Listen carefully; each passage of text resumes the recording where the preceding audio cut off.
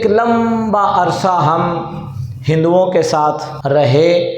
اور ان کی بہت ساری چیزیں مسلمانوں کے اندر اس طرح دھنس چکی ہیں رسوم و رواج کے حوالے سے بھی اور عقائد و نظریات کے حوالے سے بھی کہ جن سے باہر نکلنا ابھی تک ہمارے لیے ممکن نہیں ہے۔ اسلامی اور مشرقی معاشرے کا جو بنیادی فرق ہے بڑا سمپل سا ہے۔ اسلامی معاشرہ ایک فطری معاشرہ ہوتا ہے، فطرت کے بالکل قریب، اس لیے کہ دین اسلام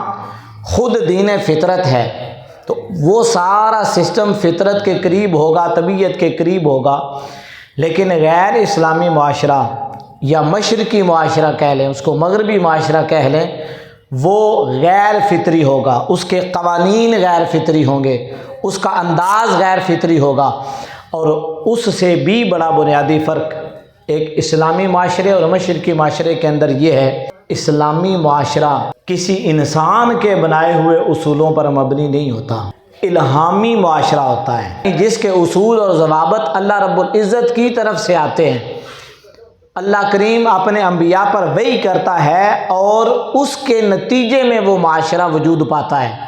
اس لیے اس کے اندر غلطی کی گنجائش نہیں ہوتی، اس کے اصول اسلامی ہوتے ہیں۔ جبکہ جو مشرقی معاشرہ ہوتا ہے وہ با اثر افراد نے ہر دور میں اپنی ضروریات کے مطابق اس کو تشکیل دیا ہوتا ہے، اس کے قوانین ہر شخص کے لیے الگ ہوتے ہیں، برابر قوانین نہیں ہوتے۔ با اثر لوگوں کے لیے اس کا الگ قانون ہوتا ہے، کمزور لوگوں کے لیے اس کا الگ قانون ہوتا ہے۔ تو فطری طور پر ابھی تک ہم اسلامی معاشرے کے فرد نہیں بن سکے، نہ سوسائٹی میں اور نہ اپنے گھر کی چار دیواری کے اندر ایک اسلامی معاشرہ ہم ڈیولپ کرنے میں کامیاب ہو سکے ہیں۔ بنیادی فرق کہاں کہاں پر ہے،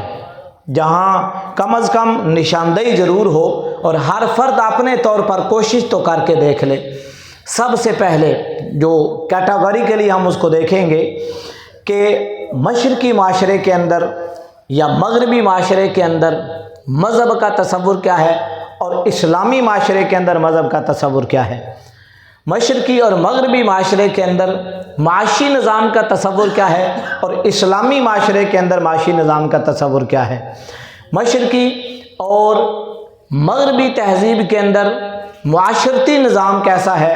اور اسلامی معاشرہ کس قسم کا معاشرتی نظام ہمیں دیتا ہے، اور اس کے بعد ہم یہ جائزہ لیں گے